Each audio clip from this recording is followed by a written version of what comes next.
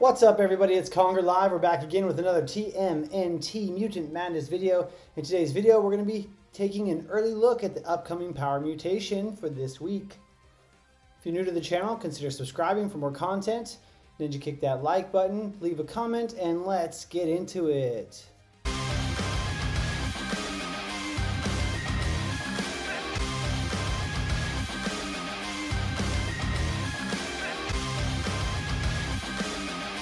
Like always, we get notified in advance on the official Discord in the Channel 6 News at what the upcoming heroes are. This week on Power Boost Mutation in Dimension Clash are Taka, yeah. Slash, oh, he's awesome in the IP sense. We'll take a look at his kit and see how awesome he really is. And Metalhead, oh wow, we got some great picks this week. These are the turtles, the other turtles, like the other turtles. The Punk Frog Invasion event has begun. We're not going to be getting into that much, but let's go take a look at these kits and see what these tunes are all about. Okay, so first off, we're going to be looking at Taka. Taka is a tank trickster. His Slam Wave targets all enemies within range 1, deals physical damage, inflicts slow for 2 seconds, inflicts slow for 2 extra seconds to targets that are under 0 strength.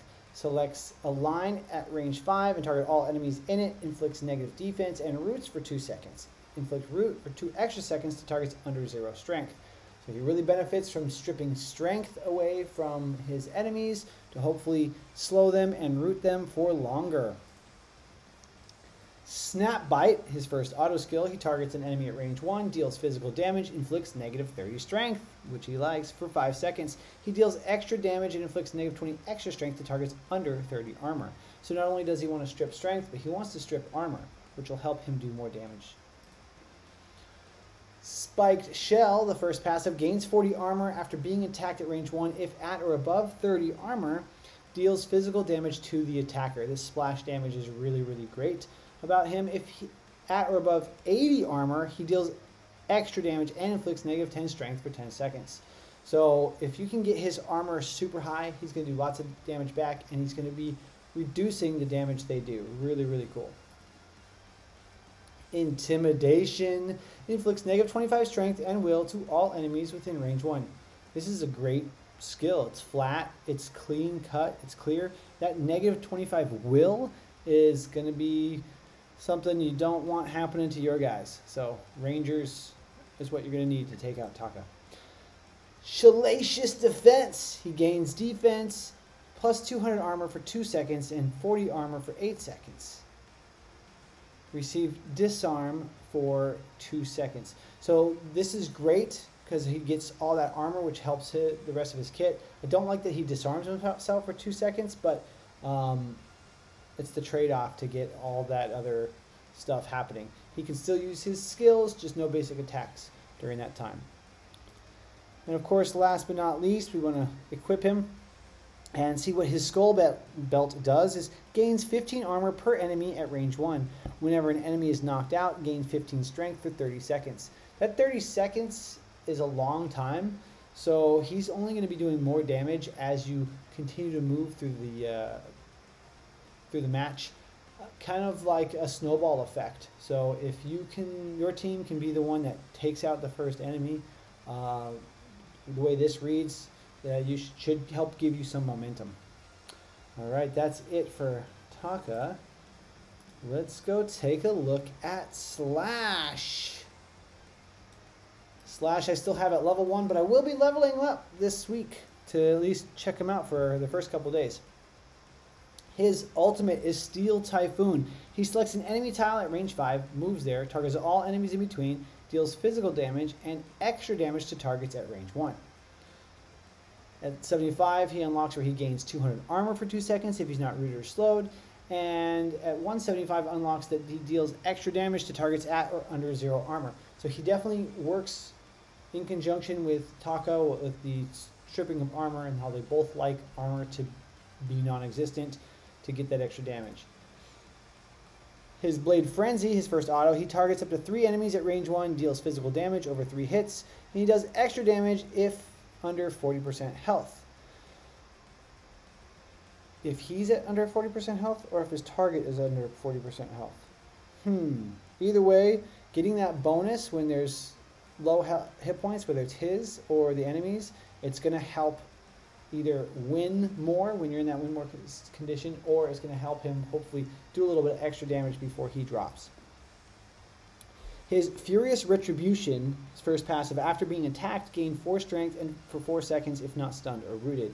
After being attacked, gain 1 strength for 30 seconds if not stunned or rooted. So he has the ability to scale for quite a bit, but if he's stunned or rooted, and Taka is going to be rooting, he's not going to get this. So maybe losing out, and Metalhead's going to be stunning. So he may not be getting this trigger, which is why maybe he's not going to work out as much as we'd like. If he can avoid those things, then he could have a lot of potential.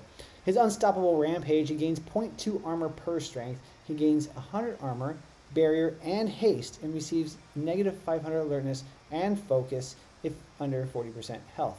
So he's more likely to die if he's under 40% health, and with this text, it makes me think that the other one, where it's under 40% health, is for himself. So he's going to do more damage, but he's also less likely to stay alive once he gets low on HP. Now with the mutation basically being doubled, that 40%, he will have a little bit more survivability, being that he'll just have more hit points. Still not sure if it's going to work out. We're going to have to just test it out and see. At 225, he gains 25 will and 50% stun resistance while under 40% health. Now that's great, because then he's going to start firing off, and of course if he can avoid that stun, he's going to make sure that he continues to stack that strength.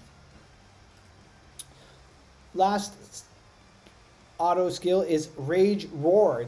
Gains 30 strength for 8 seconds. Target all enemies at range 2. Inflict negative 50 alertness for 8 seconds.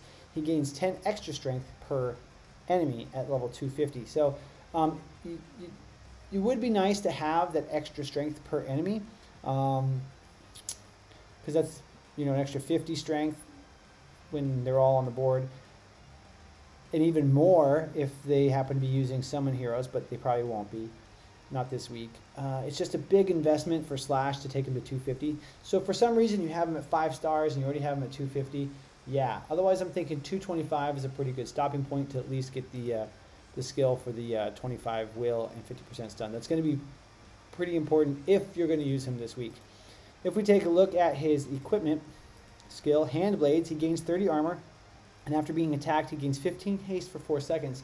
That haste is going to help him keep doing that damage. It's also going to help him charge his special meter, and since he's a skirmisher with his ult bouncing all over the map, he should be moving around quite a bit, and hopefully staying alive and having that armor from his Hand Blades will hopefully prevent the enemy Taka from getting the triggers that he has for the enemy having low armor. Okay, finally, everybody's favorite robot turtle, Metalhead. We've seen his kit before. His laser snare selects an enemy at range 3 and target them and another enemy at range 1 of them, inflicts negative defense, deals energy damage, inflicts negative 80 strength, disarm, and root for 4 seconds, inflicts stun for 4 seconds to targets under 50 haste. So with the haste that Slash is going to be getting, he may not get stunned, but the root, the disarm, the negative strength, that's going to be nasty. Metalhead's probably going to be the MVP this week. Really wish I had a 5-star Metalhead. Those of you with a 5-star Metalhead, you guys are going to be loving it, I'm sure.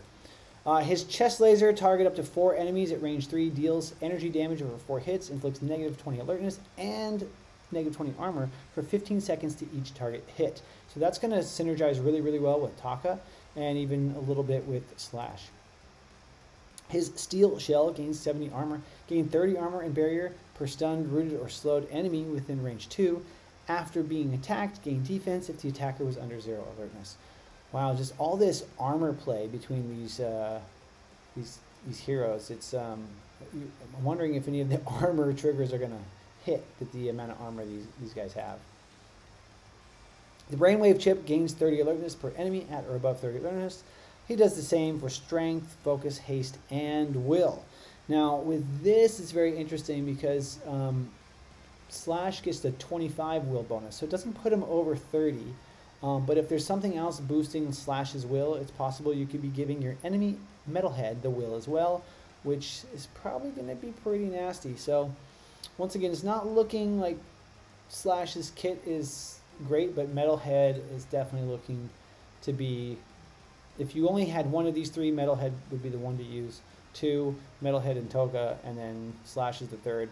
Probably won't be seeing a lot of Slash from a lot of top players. We'll see though. Hydraulic Headbutt gains defense, gains 80 armor for 3 seconds, targets an enemy at range 1, deals physical damage, inflicts stun for 2.5 seconds. He deals extra damage, inflicts stun for 2 extra seconds if at or above 100 armor. So he might not be getting the 2 extra seconds of stun off because there is some armor stripping that's happening from some of the other characters, but it's probably still going to happen. Pretty insane here for Metalhead. This level 1 is definitely a bug. He's 250. I definitely have him at 250. That was from Slash, that's why. Metalhead's Brainalyzer finally gains 3 strength and focus per other hero at or above 30 alertness, and he does the same for focus and will. So pretty nice. He's going to have the opportunity to get a little extra damage output if alertness, focus, and will are above 30. Once again, there's that balance of will there with if anybody's using Slash. I'm really interested to see what's going to end up happening this week. So those are the other turtles that will be on Mutation this week. Let me know what you guys think about these heroes. Which ones are you going to use? Leave a comment down below. Don't forget to ninja kick the like button. Subscribe for more content, and we'll see you in the next video.